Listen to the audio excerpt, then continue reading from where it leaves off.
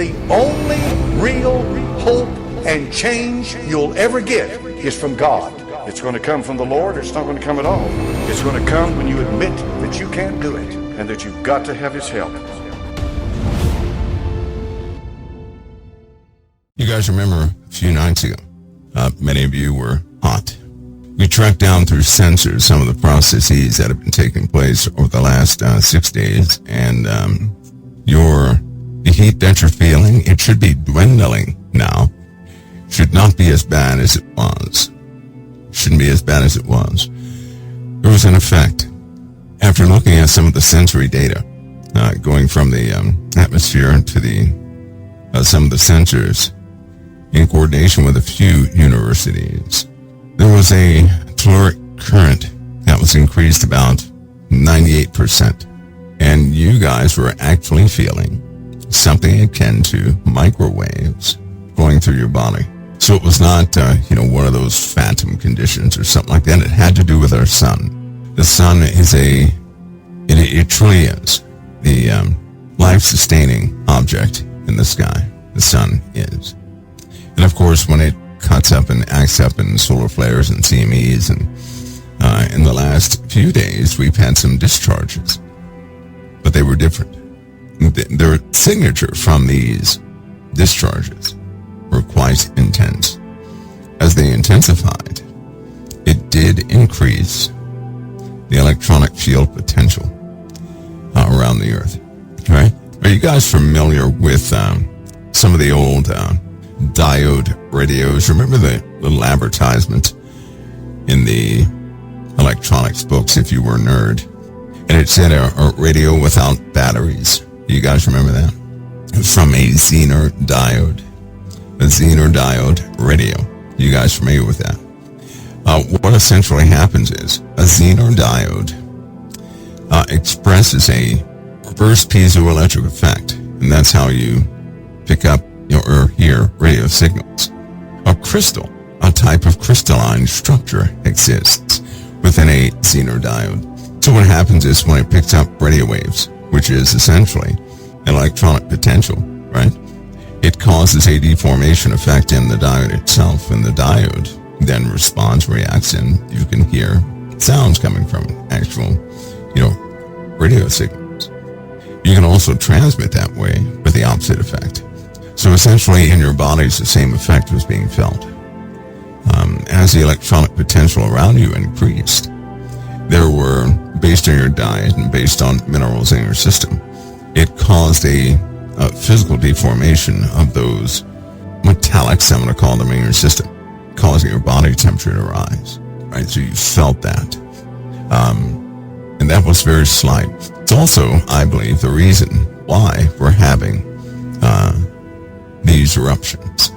We're having these eruptions at the exact same time that the sun expressed its energy all over the earth. Now, even tonight, we're having deeper readings that are quite disturbing right now. I mean, we've been having ancient volcanoes wake up all over the place, right? I'm exaggerating, of course. It's only about 3 or 4. Still, the point is, there's been an increased volcanic activity that will continue. The deep readings suggest that we're having, and of course, that there's a cycle with the absorption of radiation or energy from the sun to the earth, which heats up the mantle and everything else. We're being overcharged, essentially. And this time, though, there are some pretty heavy readings. Very heavy readings. Which means we're going to have some greater rock, deep rock activity, melting, so on and so forth, magma, discharges, moisture changes. There's some pretty sharp temperature variance from some of the sensors. Pressure is one of the major things, which makes me very prayerful about Italy. Africa has had its wake-up call likewise. But Africa is a good example of what could happen and what will happen all over the earth. Africa is an excellent example, right? Because in Africa, you're looking at an increased atmospheric conductivity event that was seems to be directly related, right, to the ionization effect that we were having due to solar flares and solar discharges. So get ready. You're in a time of epic change. I mean epic change. And from the data I'm looking at right now, which is from 2 minutes ago, it's updating every 2 minutes. We have some severe alarms going off all over the earth. That doesn't look good at all. Russia, likewise, its volcanoes have waken up. Of course, Indonesia, and that's an entire chain of volcanoes. But get ready for those effects. And it's funny, last night we were reading about the entire earth, all the islands, right? Land masses being moved out of their places. Ash is in the sky right now. Right now it's in the sky. It's beginning to inundate the northern hemisphere. These volcanoes are not stopping. They're just cranking out ash. That will affect our climate further. Get ready for massive change. Massive change. If I were you guys, I would, I'm going to do my best to educate you with simple terms. I don't want to get nerdy as far as volcanoes go, because you can start speaking a lot of jargon that makes little to no sense to the average person. But to know the effects that are taking place, to have an understanding of them is good. Unfortunately, the indicators of these eruptions, right, is post-event, meaning when the earth was disrupted, so were your bodies. That wasn't all that was disrupted. There were disruptions in the communications grid. There were disruptions in the power grid. There were mishaps, broken equipment. Other things were happening in the last 3 days, along with your bodies that rise in temperature in the middle of the night. So we've been having all that across the board. And it will increase as every time the sun goes on one of these cycles it's in right now. Expect those effects. And expect them with intensity. It is not comfortable. It's not. Because can you imagine being in the middle of winter? All of a sudden, you're bundled up. It's very cold outside, but all of a sudden you begin to sweat. And you don't know why you're so hot. You start taking off your layers because you're actually hot. Then you look at everybody else and they're doing the same thing. Right? That's gonna give everybody a moment to pause. They may not understand the interaction, right, of the sun with the earth, with the human body, and animals will go through the exact same thing. In fact, that night, when you guys began to burn up, animals were disrupted, disturbed. I'm sure they didn't have a restful night either. Sure they didn't. But expect more of these cycles. Now, there is a caution to this. This type of activity often precedes massive shifts in humanity, meaning in the past, humanity has been disrupted and destroyed, where only remnants of that society were left over and over again. And it looks like this event that we're in right now, it's been leading up to it for some time, precedes the fall of nations. It precedes it. You can actually track the temperature swings. You can actually track the electrical flow. Some of the caloric currents in the earth by rock strata, studying the crystalline structure in rock strata. So you can actually see this historically is causing an effect. So I better get on my job to get get some of this algorithm out there to everybody so they can at least have some sort of warning. Because again, this could clearly be seen a week and a half ago. I did hear somebody say the Schumann resonance went dark. Did you guys hear that? Okay, that wasn't true. It didn't go dark. Maybe the sensors on the internet went dark, but the Schumann resonance stayed constant, unmoving. Sometimes, and there's a big caution for everybody out there in this, sometimes we're going to be careful not to rate reality based upon sensors that mankind has built. Because they did say it was a long blackout of the Schumann resonance, but it wasn't. It was not. You can actually devise a small receiver circuit to pick up the Schumann resonance anywhere you are. And you'll find out it's quite constant, non-moving. It's been that way for some time. It's not moved, not 1/millionth of a hertz in either direction. So it's been pretty constant, very constant. But I can't say the same for some of the electronic devices that actually detect the Schumann resonance, right? Because I hear this sometimes, often. I hear, something is affected, the Schumann resonance, it's off. But I've never seen that. I've not seen that yet, right? If I do see it, I can expect, I know what to expect, right? They had an experiment where they isolated people from the Schumann resonance. And that's not the only one. One of the highest, there's another effect outside of the Schumann resonance that really affects the human brain. And it is not the Schumann resonance. They had an experiment where they took people deep underground. And of course it was shielded. And they shielded people from all inbound frequencies, right? So everything was nullified. Upon taking away the frequency, Schumann resonance and everything else, people went kabonkers. They did. They went nuts. Now, they restored all these sets of natural frequencies back stage by stage to see what the effects were. One of the most amazing things that happened was, in isolation from these frequencies, a person is anxious, paranoid, schizophrenic, all sorts of things begin to happen. But, and some people start to physically fall apart, right? Arthritis increases maybe 100-fold. People complain of headaches, there was vomiting, nausea, all sorts of things. But about 35 seconds in the restoration process, all of it was gone in a heartbeat. 35 seconds. It began to reverse. Can you imagine that? So if something happened to the Schumann resonance, all of us would know it. All of us would know it. We really would. The sad part, again, is we really need reliable data.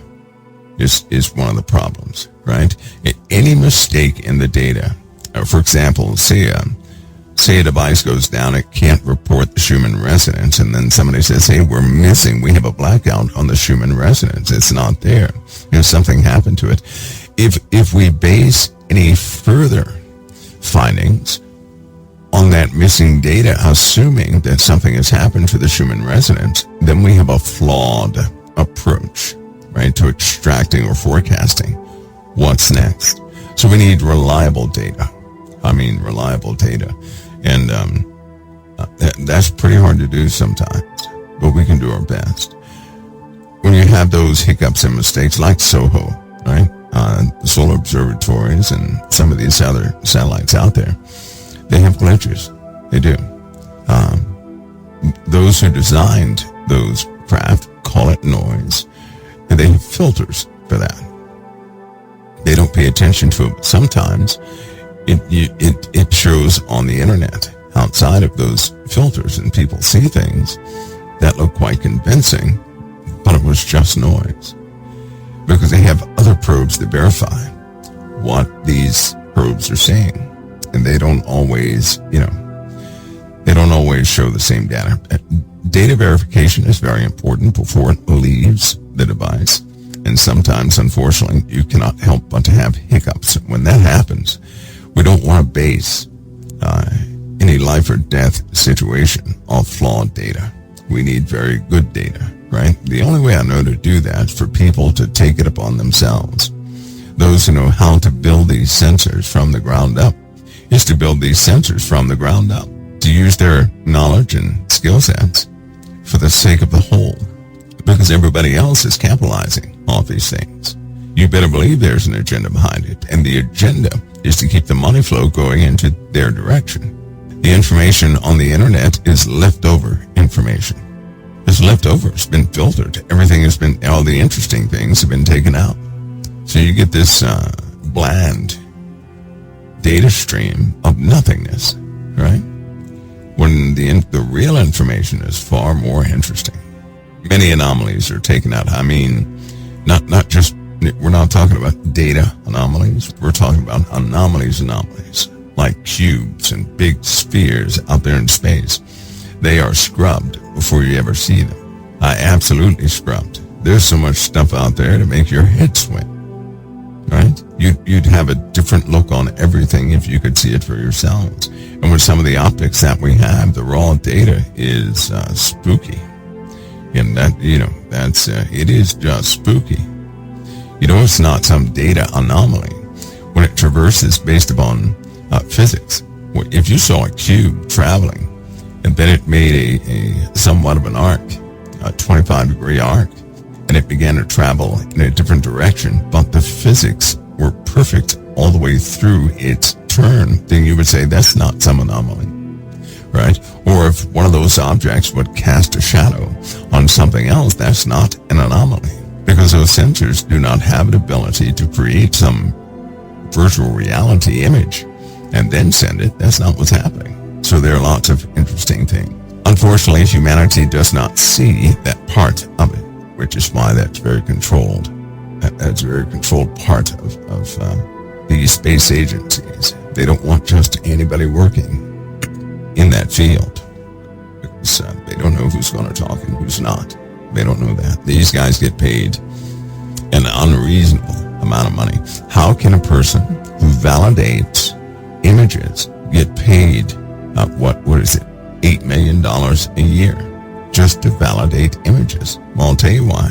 Because that same individual is going to see things that nobody else is going to see. They give this individual a high salary, so they keep their mouth shut. And if you were paid that much money per year, you'd keep your mouth shut too to keep the job. So some people get paid an obscene amount of money, and clearly that money is being paid so that they can remain loyal to the project, not compromising it, right? They do not allow low-level employees who are not making that type of money to even look at things like that, because they will go out and tell the world what they have seen.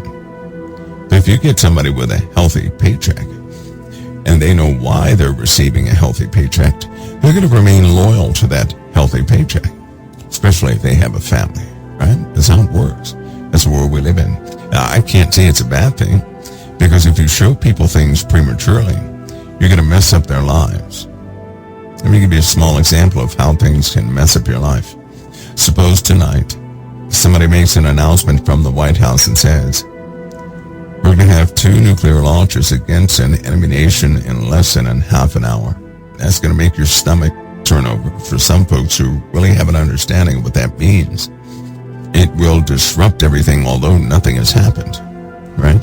Just the information alone can cause you to change your entire course of life. Do you understand? So just by knowing something is possible, knowing something is really out there, can alter your life in ways that you did not expect. And I'll tell you something, it is not easy to handle those things. That takes maturity. It really takes self-discipline. You really have to have your feet anchored in something, or you will lose it. There have been lots of people in high positions who have lost it. There have been some people, have you ever known some senator or something running around? They want the information, right? I'm going to give you guys a real scenario. A senator who's running around, they really want the information. They're tapping this department, that department to get the information. All of a sudden, a day comes when that individual no longer even speaks about the subject. You ever notice that? That means that individual likely has been read in. Because when they're shown the truth, one of the first things they do not want to do is to tell anybody about it. They don't want to do that. They know how disruptive it can actually be. That's when they begin to understand.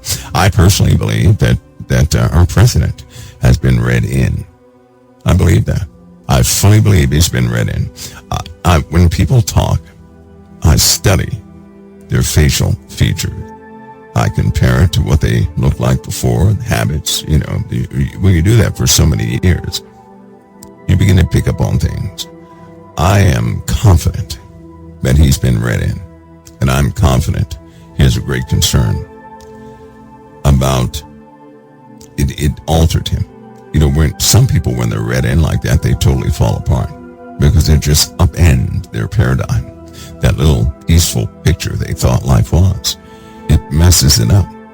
Somebody says, what do you mean by read in? That means somebody was informed about something that was once a mystery. Somebody saw the truth. Somebody was exposed to the truth. And when you're exposed to the truth, normally that's when people fall apart. But I believe he's been read in, and I believe that that has happened on purpose. There's a motive behind it, and it won't be long until some of you will be read in. I can guarantee you it's going to change things as we know it. It will. It is not anything like Hollywood produced. Though it's not going to cause the fallout you believe either. It's not. Now, some will have heart attacks upon learning that the world is a little bit different than what they thought. But in my estimation, no Christian should ever have a heart attack. Not if they truly believe.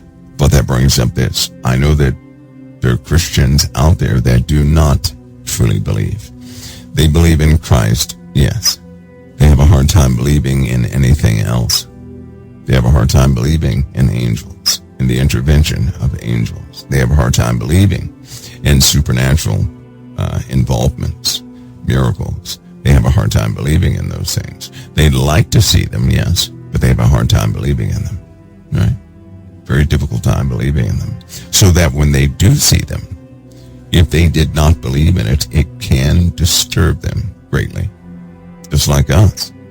If God had not given us revelation, we too would fall apart at the seams, not having a clue as to why things are happening the way they're happening. We're progressing. A little bit ago, war was being planned. Some assaults were about to take place. Something stopped the assault. As soon as the green light came for the assault, the earth took a turn. When the earth took a turn, people also took a turn. In the last 4 days, weird things have been happening. Weird things. The news about crime has been weird. It's been very odd. It's also been quite numerous.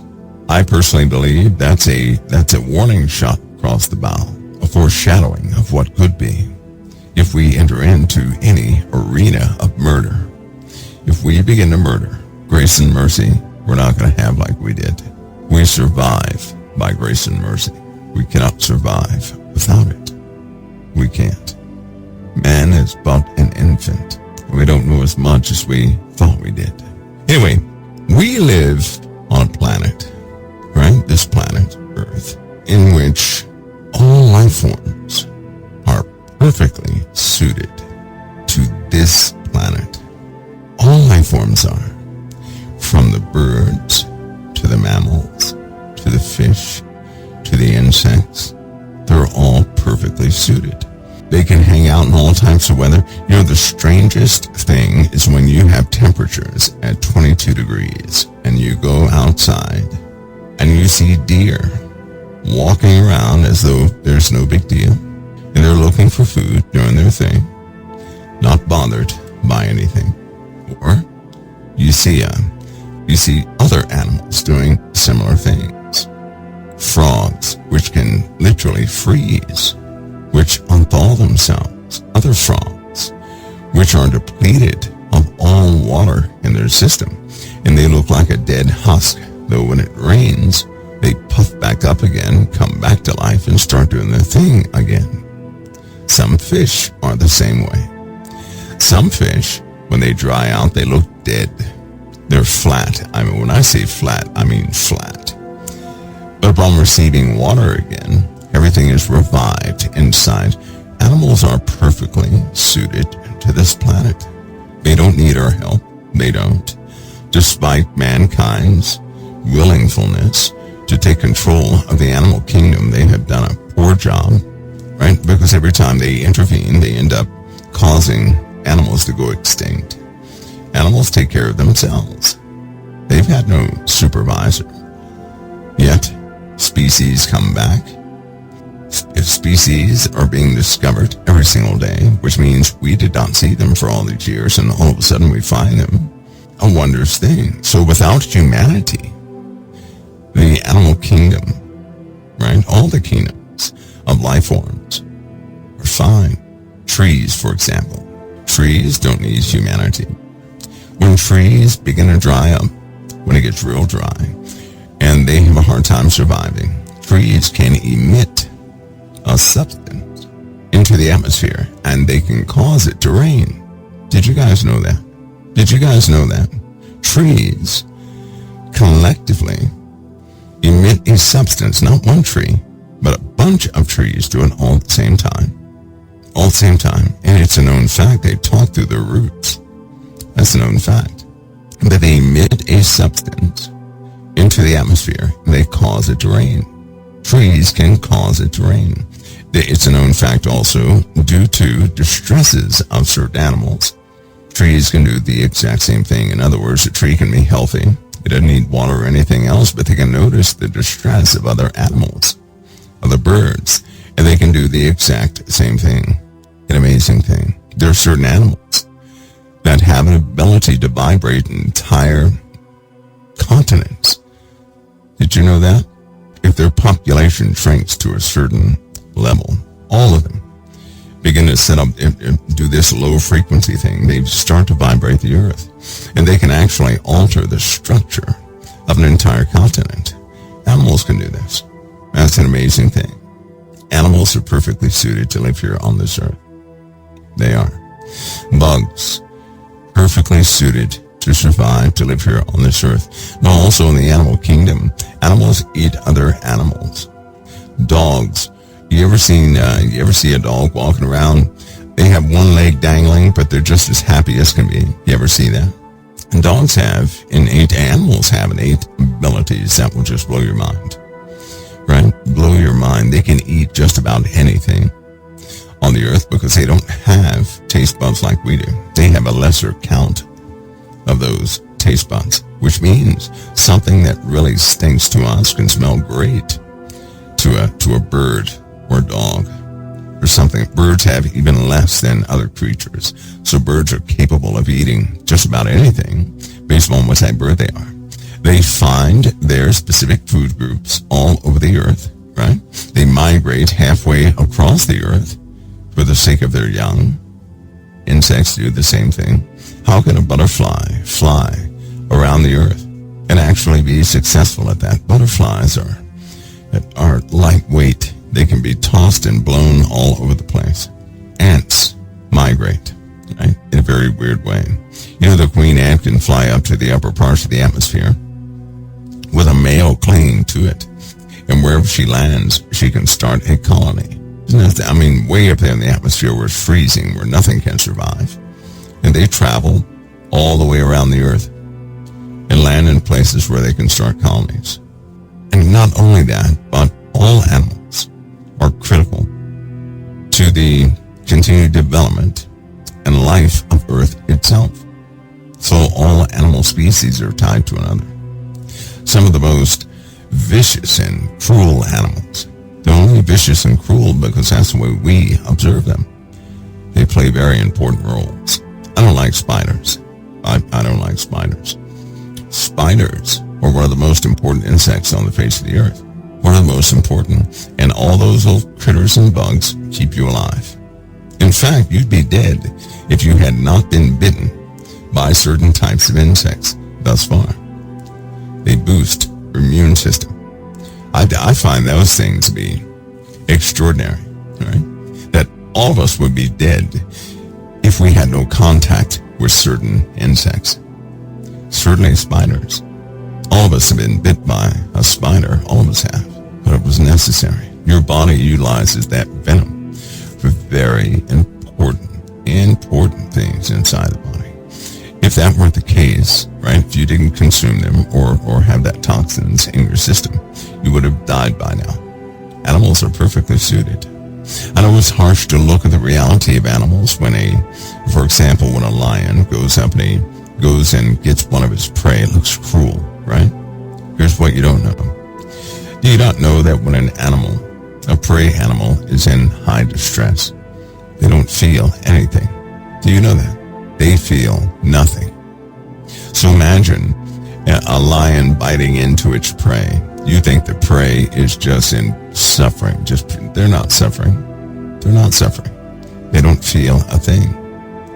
They simply go into a certain state where their nerves are numbed, totally numbed, and they simply fall asleep. Their distress leaves and everything else. They don't feel things the way we do.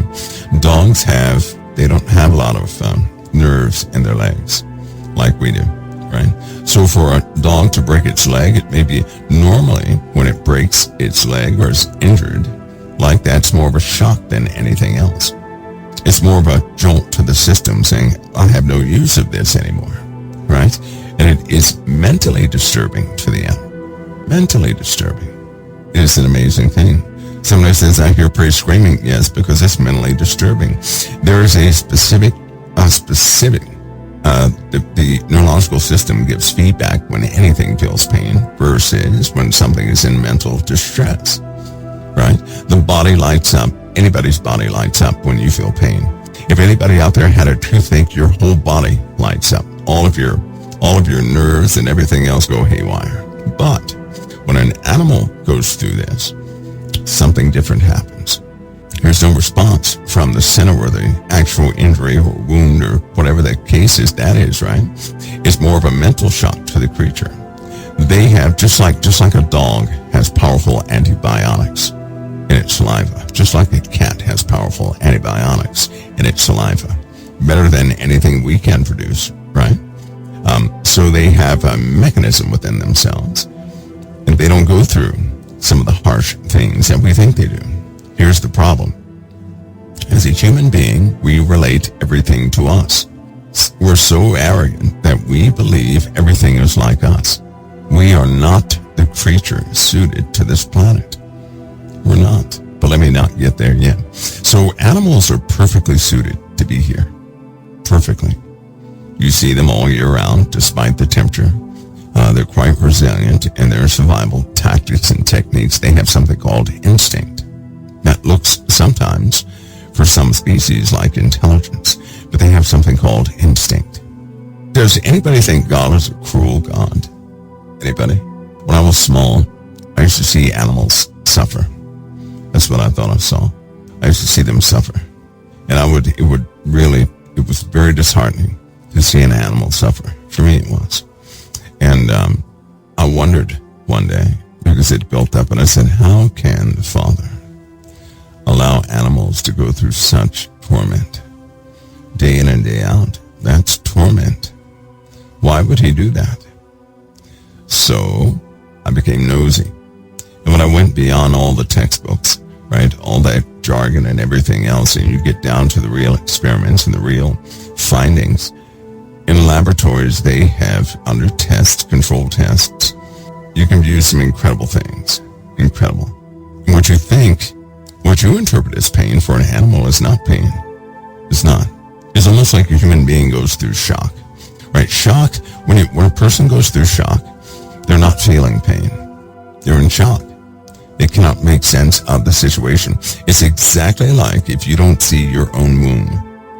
You don't feel the pain from it. One time, I was injured badly. I did not see the wound. I functioned for about 6 hours, and I began to feel a little lightheaded.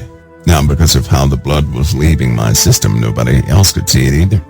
But upon changing my boots, I knew I was injured badly. My boot was full of blood, both of them, right? And I started feeling lightheaded. When I saw the wound, that's when the pain hit. I had no pain. I had zero pain before I saw the wound. And I always look back to that saying, what's happening here? What is that all about? Why do I identify the wound and then you start feeling the pain? But for 6 hours, I felt nothing, not a thing, and it was a bad wound. So because I went through that, and it was not adrenaline, because we were sitting there a couple of times just eating sea rats, just talking to each other, just shooting the breeze. And there were other times I was walking around during that 6 hours checking on things and I felt no pain. Near the end of the day, when I went to go change my boots and socks, that's when I found out I was in trouble. That's when the pain hit. I was in no pain prior to that. It's almost like when you're sleeping, right? When you're sleeping, And you're not really in REM sleep, you're just sleeping, right? You don't really notice your pain.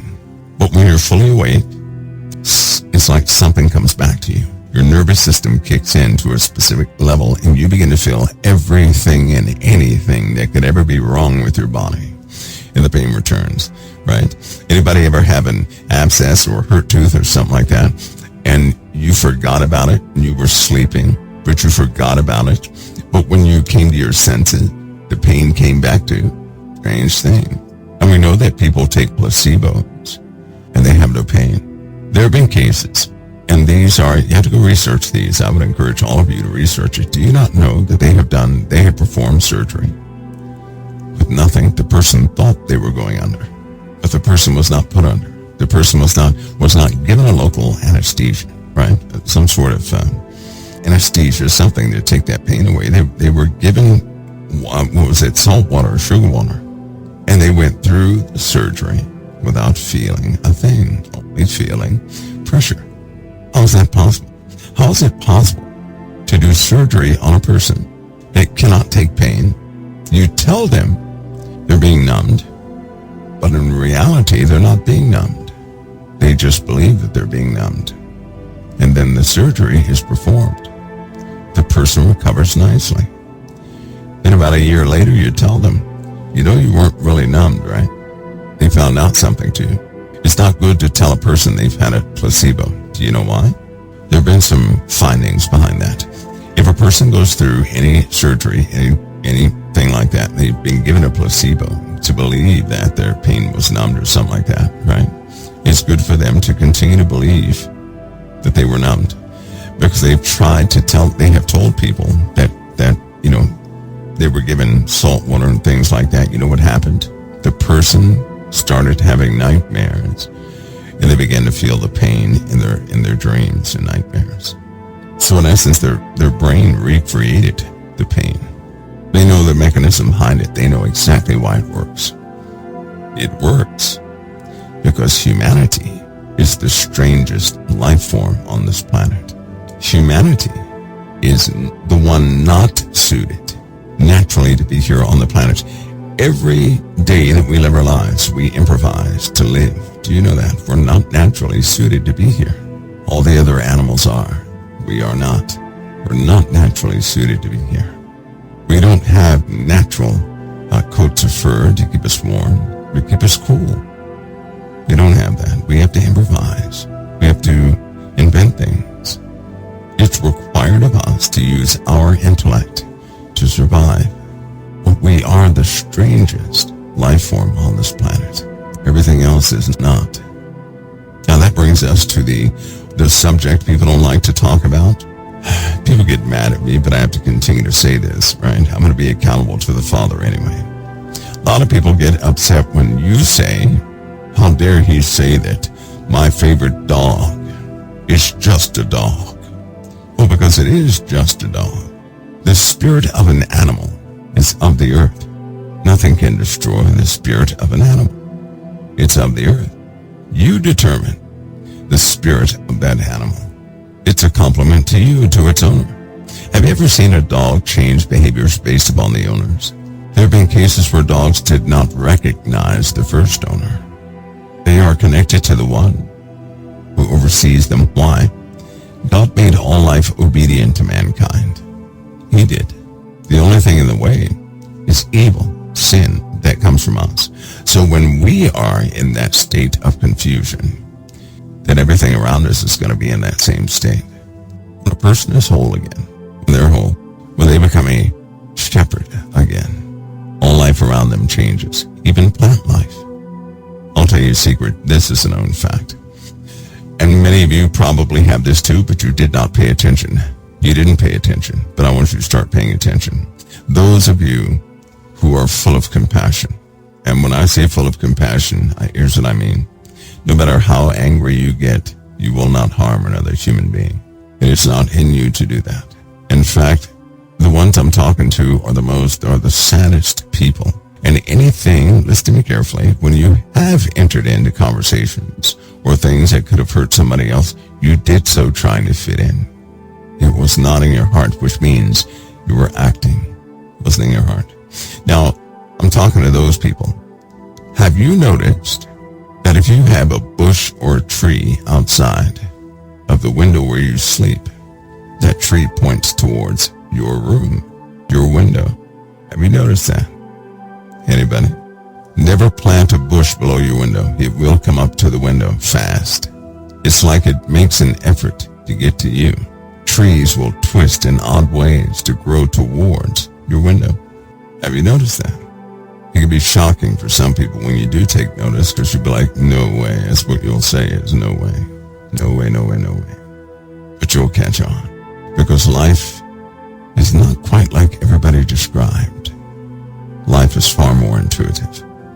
Back to your pets. A lot of people think that their animals are individual, unique, animals with identity, things of that nature. An animal is a compliment to you. It's a compliment to you. So the spirit of an animal is in the flesh. Guess where I got that from? The Bible. The spirit of you is of the Almighty. The spirit of an animal is in the flesh.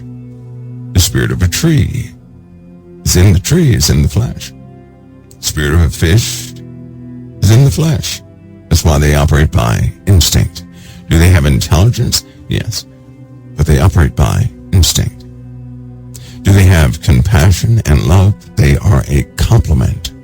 You're the ones God put love in. Animals complement what you have in you, which is why you can also run across some devil dogs. You go up to a person who is evil, that pet is going to express evil type behaviors. Why? It complements the owner. So what does that mean when the pet dies? The body of the pet dies. The spirit of that pet, the instinct, is of the earth. It's impossible that it dies. So that means that same animal can be recreated over and over and over again. That's up to you.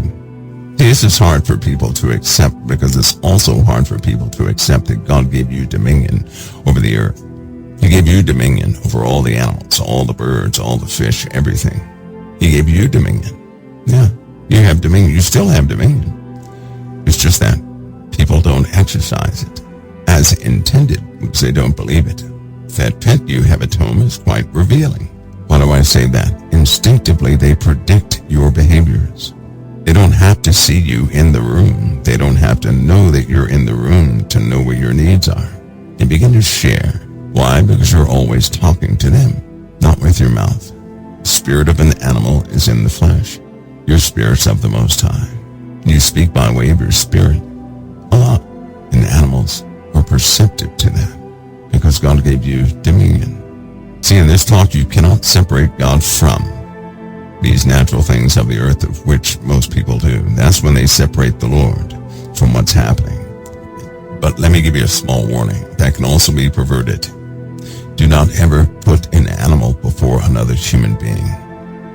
I say that with heaviness and with all conviction. Don't do that. Which brings up a curious question, though. Satan, in the book of Genesis, Satan and his fallen angels, they corrupted the animals also on the earth. They corrupted them. And the animals of the earth were corrupted. How so, you may ask? Well, see, there's a time in Genesis when God clearly stated what an animal would eat for meat, and it was not each other. When sin came into the world, when Satan hijacked your dominion, when he convinced people to let go of their own dominion and to give up all of what God gave them charge over, they gave that up to chance. They gave up their dominion, right? Which also means you can have it back at any time, but most people just give it up. They don't believe in it, so they just give it up. And they believe in chance. Whenever you believe in chance, then you've actually given Satan permission to take over. You do realize that, right? Because your father told you time and time again, stop believing in chance. Know that the Lord is present. Stop believing in chance. But every time we do believe in chance, then we're allowing anything else to take dominion. We're surrendering our dominion to something else. And we already know what's here. Just a side note. A side note. But again, the spirit of an animal is in the flesh. So when an animal dies, Could you have that same animal back with the same characteristics?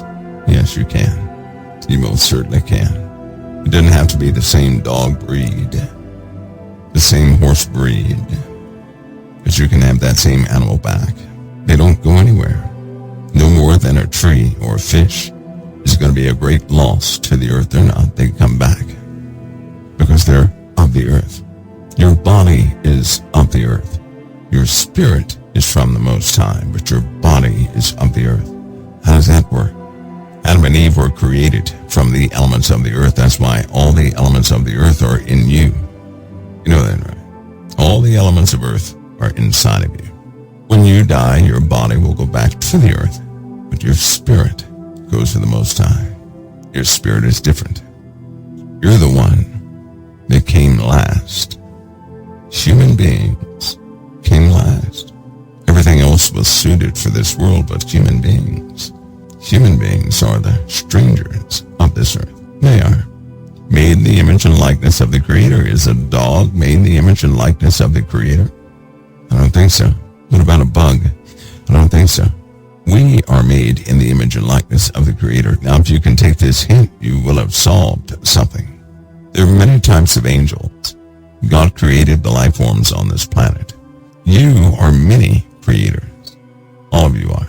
You create based on a pattern that's kind of built into you. That's why people, when they sit down and first start drawing people, they draw the same person. When they draw a car, they draw the same car. Their interpretation of things it's after a pattern built into them. God made things based upon himself, patterns, the same patterns over and over again. So from the smallest things, you can understand the largest things. And from the largest things, you can understand the smallest things. That goes for insects and fish and birds and everything else. In the Bible, you start to read about God's angels and some of those things that are up in the heavens. They don't quite look right. You're not going to tell me that something with 6 wings with eyes all around it looks beautiful. Don't tell me that. Don't tell me that the 4 living creatures were ever called attractive. Don't tell me that. Don't tell me that.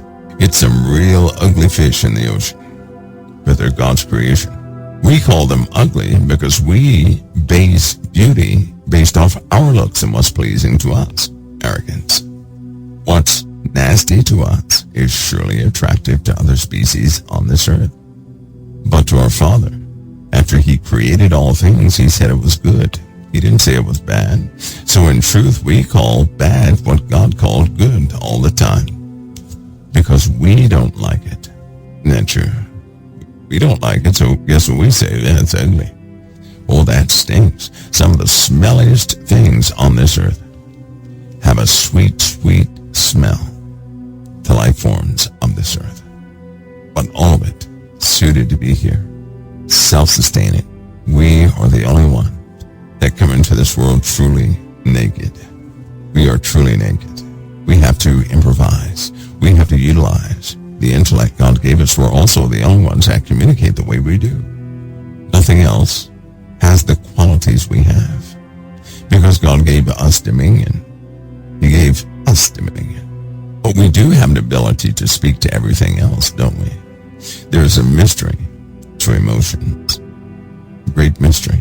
And if you begin to look at emotions from a spiritual standpoint, you'll realize something. God gave us a set of emotions that goes along with who we are. He did not give us all the emotions that man has named. Sin produced a great number of emotions. Corruption produced a great number of emotions. Without sin, you would not have specific emotions. So when you express sinful emotions, something else takes place in your life. Should you ever stop acting, agreeing with, or producing those sinful emotions, your life would be altered instantly. I know this goes against what you've learned in high school, because not knowing, all too often we defend academia even in the face of a spiritual truth. And this is something you have to see for yourself. Observe, see the truth of it. God gave you eyes to see the truth of many things, But it all boils down to whose report are you going to believe, your fathers or men? Because men don't necessarily agree with the Father, do they? Your comfort is with the knowledge of men. And all the knowledge of men is not bad, right? Because some of it is sound. Some of it is born from arrogance and pride. We all know that. You being the odd creature on this earth, were given instructions on how to live, survive, and what your function was on the earth. Isn't that right? You've been given abilities so that you can interpret and hear and watch so that you can apply and become a steward over what God made you a steward over. Life on earth does not govern you. You govern it. You govern that. So back to your dogs. You can't lose them. The earth complements mankind, which is why, as the iniquity of man increases on the earth responds with a lot of birth pain, with upheaval. You know what it says in the Bible? That the earth is cursed because of mankind. The earth is cursed because of sin, because man still agrees to keep sin.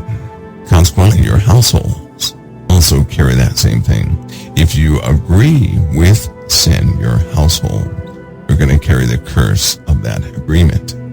So how do you break that curse? Stop agreeing with sin. Now listen, to agree with sin is to willfully practice it.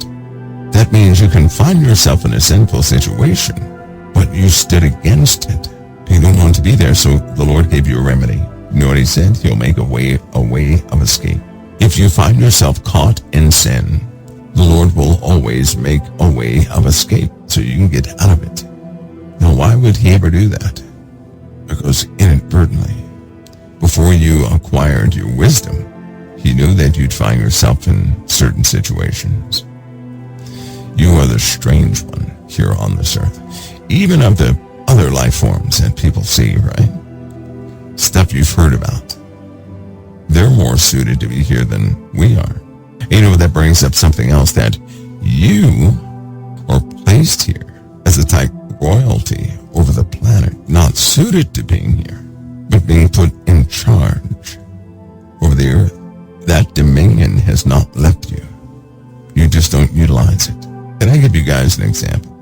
You know, if I witness of myself, that witness is no good. It really isn't. I would so love for anybody else to tell you this, but I've never met an animal that did not like me. I've not met a child that did not like me. I know why. Within me I have no desire to harm another human being. None. Even though I have no desire to harm another human being. None. And children are the point of life. They're not the burden of life, they are the point of life. Children are used to something different. And if you're one of those who can remember your childhood like I can remember before I could walk, I can remember years. I already told you I messed my family up because I remember conversations they had before I could walk. Though I have a big gap in my memory from, the age of 6 onward, but I can remember the days before I could walk, conversations, tears, arguments. I can remember it all. Most importantly, I can remember the comprehension. Your child understands everything you're saying. They're just not interested half the time. But they understand everything you're saying. Everything. Please don't get around a child and think that they don't comprehend what you're saying, because they do. They won't always act on that. But they truly understand what you're talking about. But we are the strange life forms here. God equipped us with intellect, ingenuity, eyes to see, ears to hear.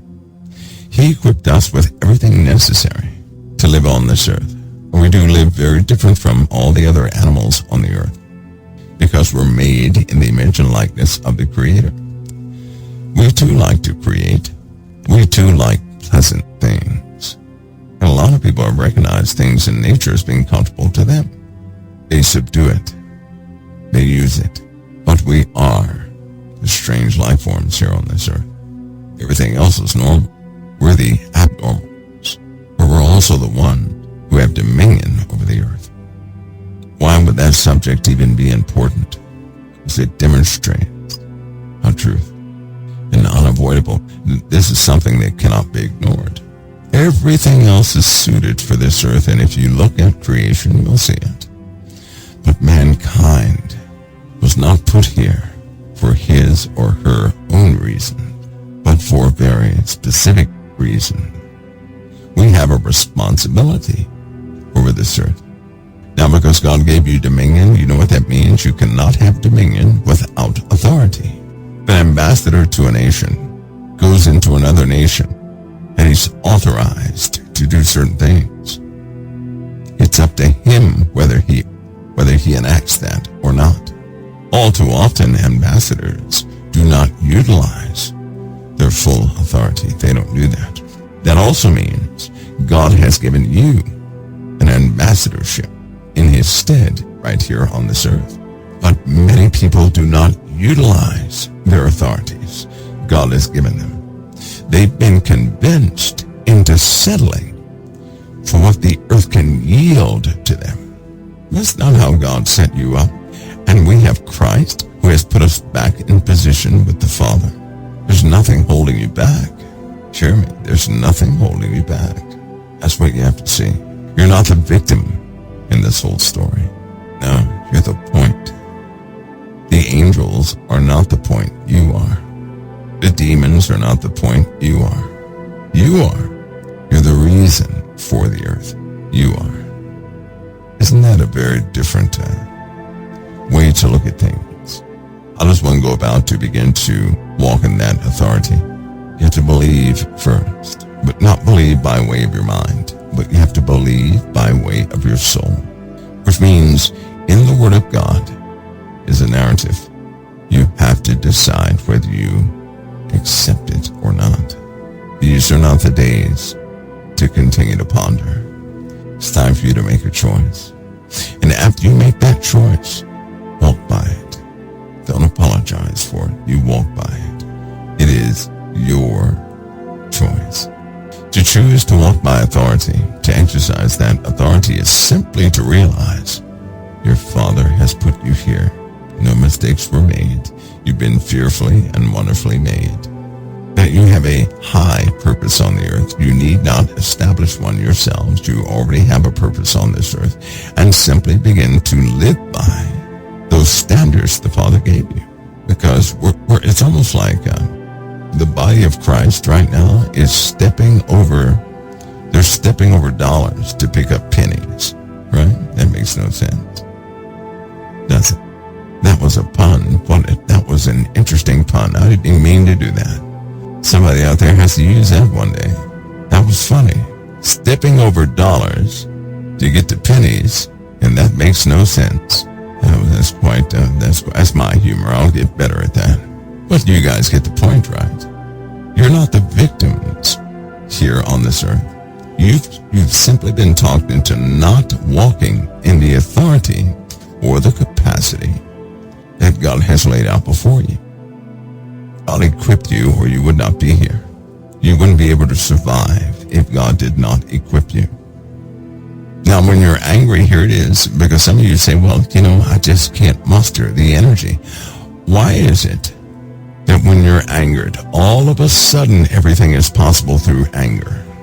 Come on now, think about that. Think about it. When you're angry, you could be just dead tired. You can't do anything. You're hopeless. You see no way out.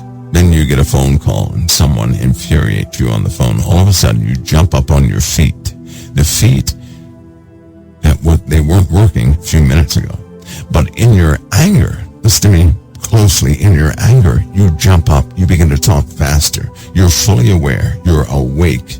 You're ready to pounce on something, and nothing better not touch you while you're in that mode, right?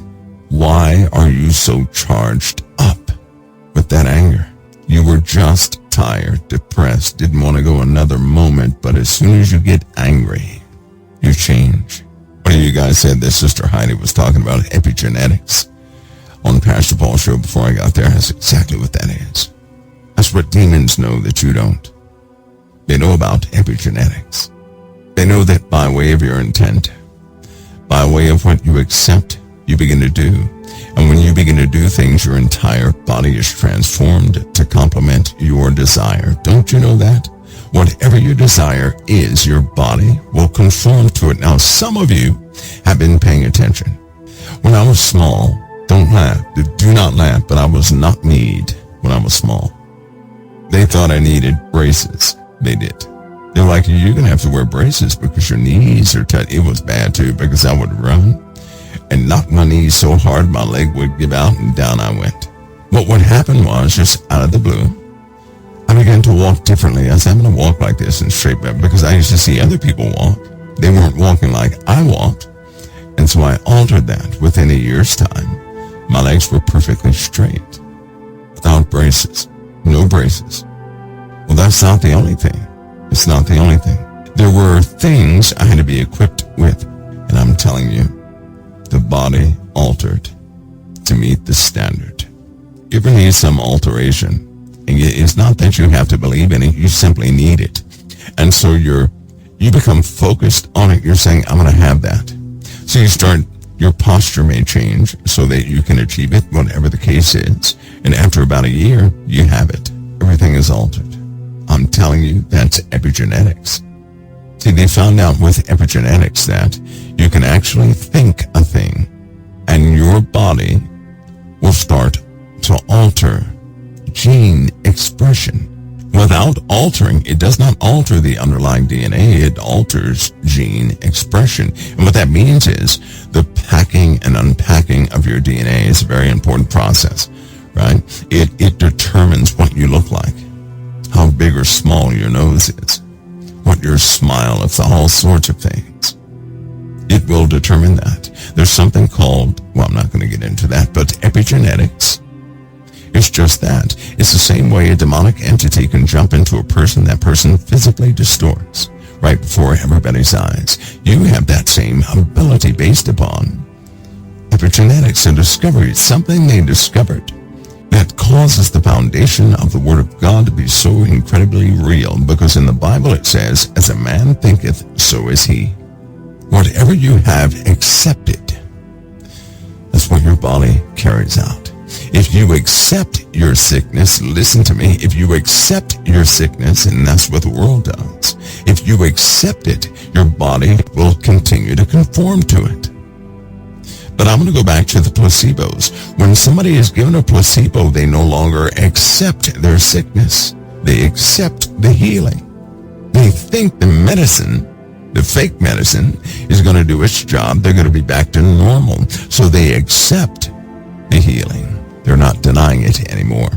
But if you're not given anything, you deny the healing and accept the sickness. Because every time you say, I don't think that's going to work for me, then you are fully accepting the sickness. And by your DNA is going to make you more adept to having that condition. That can change. As a man thinketh, so is he. I'm telling you, the Father equipped us. So great. Epigenetics is a very real thing. It's all tied to your faith. You have the authority. I personally have been poisoned, right? I've had overdoses, radiation.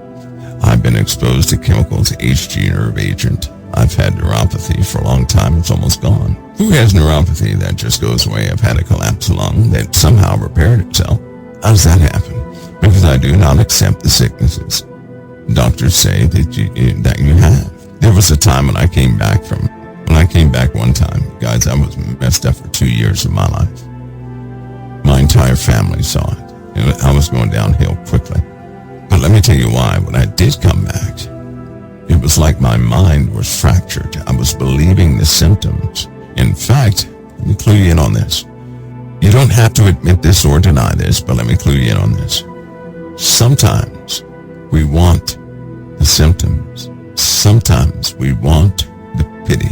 Sometimes you're not willing to part from the sickness because of what you get in return. Sometimes that happens. You ever meet a person, all they talk about is their medication and their physical, their problems? That makes them relevant to everybody else when people do that. And they found out that they can be active in conversation with that kind, and people will hear them, right, with an ear of sympathy if they continue to talk about that one specific subject. These are normally people, when they try to talk about their own interest, people said, I don't have time for that. Or they were rejected when they talked about the things they really liked. And so one day they found out they can get sympathy out of people by explaining or adopting some sort of condition. And so they keep, right, in order to keep the relationships the same, in order for them to get people to talk to them, they embrace their frailties. Sometimes that happens. There are lots of people out there like that right now. They're always talking about what's going wrong with them because they believe it keeps them relevant. It's the only way they can engage with people. The truth is, people like that, they love other people, but they feel that no one is interested in what they're interested in. So they found something where they can continue to engage with just about anybody and have sympathy for their issue. If you know someone like that, you have to help them with that. When I meet people like that and all they do is talk about their sicknesses, let them know quickly. I cannot talk to you about your medicine or your condition, but I can talk to you. But if you bring up your medicine or conditions, I will not entertain that conversation. But I'll hear the person. But I will not talk to them when they begin to amplify their conditions and medications and all that. I won't talk to them. And what that does is it causes a person to become themselves again. Then they begin to talk to you as they normally would, and they're not talking about their ailments and the 9,000 medications they have to take. When that happens, then it clicks in their minds, hey, I'm accepted for who I am. What I'm telling you right now is you have the power to alter that in somebody's life simply by showing them that, yes, you will listen to them, but you won't accept any facade. So accept the person for who the person is, not for who they can be. Accept the person for who they are and refuse to listen to what they believe makes them relevant, which is to elicit the sympathy of somebody else through misery. Don't amplify that. Don't contribute to that.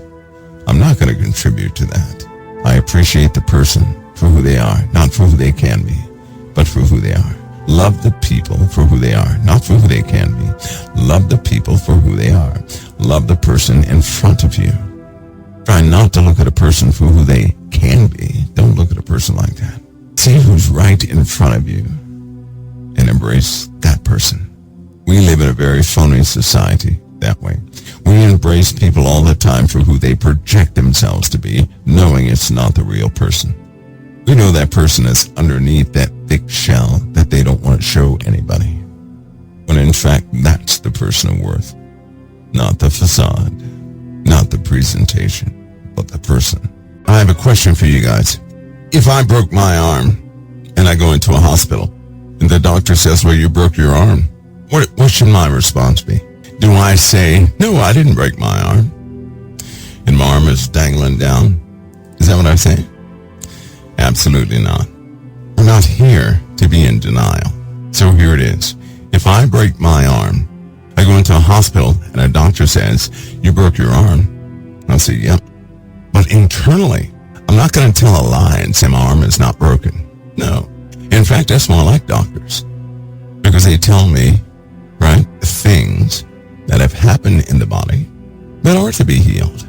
I don't deny, because if you go in there with some sort, if a doctor tells you that you have cancer, you don't step into the arena of untruth and say, no, I don't. That's denial. You don't do that. You listen, you'll say, if you can verify, you say, okay, but you have to know in your heart, well, I'm not going to stay that way. See how different that is? Because your Father is a healer, correct? Or we're not here to deny that the Father heals. To deny that the Father heals is to deny that you've been broken or sick in the first place. We're not here to walk around and step into the arena of untruth, denying everything. No. You acknowledge the truth always, but have an understanding. You don't have to stay there. You don't have to stay broken. You don't have to stay sick. I do it all the time. I've been told plenty of times I wouldn't recover. I just said, that's your opinion, because I know in my heart I will recover. I'm not here for me, and there's the big thing. Let me ask you guys something. What are you here for? You're the strangest life form on the planet. This is clearly not your home. What are you here for? What are you here for? Because see, I'll tell you a way you won't be healed. Why would God heal a person who will simply be healed and do everything for themselves yet again? There's no real motivation of love in that. I know for a fact I'm not here for me. I'm here for everybody but me. And there are tasks to be performed for other people, not for me. I'm not here to swell up my life and spend all my everything on me. I'm not here for that. I'm here to utilize every single ability within myself for the sake of somebody else. That's why I'm here. You know what's so funny? Satan can never go against that. He can't do anything with that. But if you're living for yourself, you're going to end up with the same conclusion.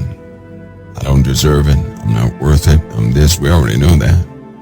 And why would God heal a person who's only going to magnify their own lives? There's no purpose in that. So I'll ask you again, gently, why are you here? Why are you here? It's one of those questions. Often people, they don't want to look to that. Face it. Don't ignore things. Don't step into the arena of untruth. Occupy truth. There's a lot to be done. Didn't he say the harvest is ready, but the laborers are few? Therefore, pray to the Lord of the harvest. Didn't he say that? Of course he did. If you were to set your heart to labor for your fellow man, if you were to do that, the Lord would not withhold healing from you. He wouldn't. But if we're selfish, if we're going to end up right back at square one, why would God heal us to go backward in life? God does not do a vain thing. See, a lot of people want to be healed, but here's what they have not concluded because they didn't go through the whole process. If he were to heal them, they would simply end up right back where they are right now. I hear people all the time, and I've heard them say, if I could ever get back to the way I was, healthy, this, that, and the other, I would go out and just enjoy myself. And that's why you're not going back to the way you were. That's why you're not going to be healed. Because if God were to heal you in that mindset, you would be condemned. You would be lost. There'd be no salvation for you. Do you really think your Father is going to risk you not having salvation? Nope. And you can't trick him either. You can't by your mouth say, Lord, I'm going to serve you if you heal me. He already knows the end result for you. He knows exactly what you're going to do. So the real issue here is you have to make up your mind. And anybody who's going to serve their fellow man does not wait for healing. They begin right there where they are without excuses. If you're a person who says, I can't serve the Lord because I have to be healthy first, or I have to do this first, then guess what? You're not going to serve him when you get that thing you're asking for. Anybody who serves the Lord and does so in truth would do it at their own expense. They'll do it if it costs them their life or anything else. So that means they're going to start where they are and serve the Lord. In their state they're in now, they're not going to wait for anything. They're going to do the right thing right now. Now that person is going to be fully restored. I know that one. I don't even have to have faith in that. I know that. But for the person who says, well, I need this first and that first, and if the Lord does this, then I can go and do that, you're not going to move. The Lord has already tried you in that area. And when he did restore you a little bit, you blew it. And when he did give you the supplies, you blew it. And when he did do this, that, and the other, you blew it. He already knows that. And if you recall in your life, he tried you in those areas, and you blew it. The point is this. You already know with your own eyes, your experience and everything else, that somehow all the animals of the earth are made for this earth but you. You're the oddball here, which means this is not your home. You're passers-by. This is not your paradise, right? So because of that, you already know you're not going to stay here. You're here for a purpose. And that purpose, Jesus has already defined. With the commandment of Christ to love your neighbor as yourself, with him saying there's no greater love than one laid down his life for his friends, we know what the cause is. We just have to agree to do it. Walk in that dominion and authority the Lord has put you in. That's yours. You wouldn't exist without authority. You'd be dead already. You wouldn't be able to survive. But our minds cannot be warped. We have to be sober, standing in truth, not giving excuses as to why we can't conform, why we can't do this, that, and the other. Because when you're serious, you're not going to wait for anything. You're going to start where you are. If you had a broken leg and your favorite person in the whole world was sick and you had a heart to help them, you're not going to care if your leg is broken. You will improvise and get to that sick person. Do you know that? You'd hurt yourself further to get to that person. Whoever does that, they can look for restoration. You know why? Because they were willing to do the right thing despite their own status. That's key to true healing. Healing is not some external thing. God doesn't heal you on the outside and leave the inside broken. God will heal you from the inside out. He'll make you whole again. But that's based on the truth of you. Not your concepts, but the truth of you. And the truth of you is what you're doing right now. You want healing in your life, but the healing is top priority, even over you risking everything to help somebody else. For the people who have been healed, healing was not the priority. The people were the priority. Those who were healed had a heart for people when they were broken. They agreed to help people in their brokenness. You're broken for a purpose. You're not stuck. You're presented with an opportunity that is rare and unique. Your long durational problems, they're an opportunity and you can't see it. When your heart is turned toward your fellow man, in that same day, you're going to use what you have for your fellow man. You're not going to talk about healing. You're going to talk about what you can do for your brother, for your fellow man. And in that day, you'll be healed because then your heart is right. All of us are broken. And to those who put their fellow man first, you know that healing had come. But to those who put their healing first, you're still broken, seeking the healing. Sure choice. But I tell you now, by love when you put your fellow man first, and your heart is in servitude towards others. In that moment, it's not a big deal if you're healed or not. You're going to utilize everything that's still working for the sake of your fellow man.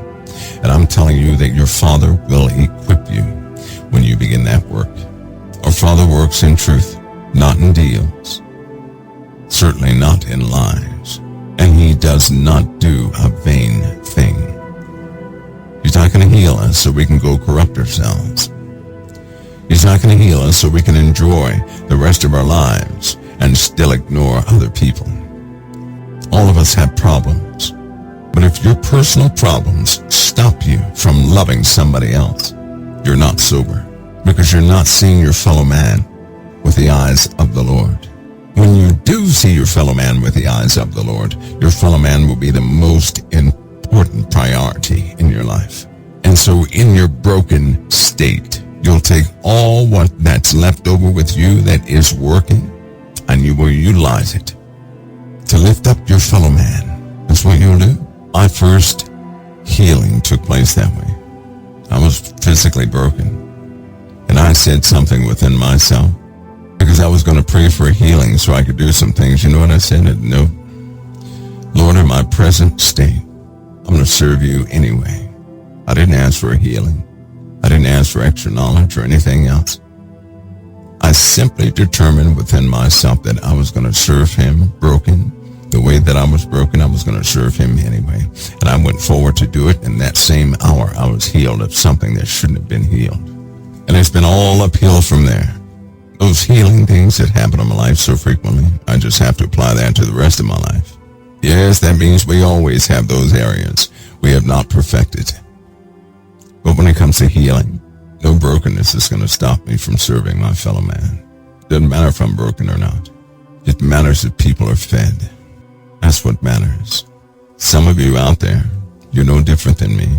You won't touch a drop of food at the table until everybody else has something. That's just the way you are. You're always going to make sure that somebody else has something. You do not make the story about yourself. In fact, you don't even like the story about yourself. But you want to see people go forward and go higher. You want them to be successful. You want them to be prosperous. You want them to be healed. You take no thought of yourself. I'm not the only one. There are others out there like that. The one thing you know is healing always takes place when it shouldn't. And that you survive and get through this world by God's mercy. God has supernatural mercy upon your life because you're so merciful. I tell you, whatsoever a man soweth, that shall he reap also. Walk forward in that truth. Become witnesses of what the Lord said he would do. He's faithful. We're the ones who are not so faithful all the time. God is always faithful. He'll always honor his word. It will never return void. We, however, we are strange sometimes, double-minded to a degree. But in the time where we're going to see enough betrayal from this day forward happen in many governments. Let's not betray ourselves, nor deceive ourselves. That way all of us can be whole. That's your predestined point, is to be whole. Whole means healed, sober, restored. It's what your Father desires of you. Remember, the word says, I would that you prosper as your soul prospers. So if your soul is not prospering, there you have it. God's word is real. Approach it with sincerity. Make some choices finally, but make no excuses. Start where you are. Start with the addiction, with the problem. Dare to love your fellow man as Jesus commanded, and watch his word unfold in your life. Do it in truth. Don't do it to see what will happen. Do it in truth. Do it because you want to see your fellow man make it. I want to see people make it. Because Lord knows, he's already shown me a great many who will not make it. Folks, I'm not going to hold you. I'm going to say God bless all of you. You thought this was going to be about ETs or something, didn't you? No. Of all the strange creatures on this world, we're the ones put here to govern everything else. We are. Now listen, we do have geo alarms going off all over the place. I want you guys to know that. All over the place, everywhere. I've not really seen it like this, so I'm going to have to interpret these results. I'm going to just prematurely say it's probably because of all the activity from the sun. Whatever's happening in the earth is not done yet, but it is very active. Also, this is very difficult to explain, so I'll say it like this. Mankind's mental state is degraded for certain types of people, which means the nature of crimes will shift. It'll seem like those who would do evil are a bit bolder in what they're doing. And we're in that season of betrayal. Hope you're buckled up, because everything you trust in this world, by the time it's over, will have betrayed you.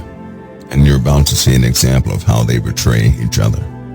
God bless you guys. I'm going to see you next time right here at the Council of Time. God bless. COT's base of operations is right here at thecouncilofTime.com. COT has no other outlet or venue. These are other folks who will rebroadcast.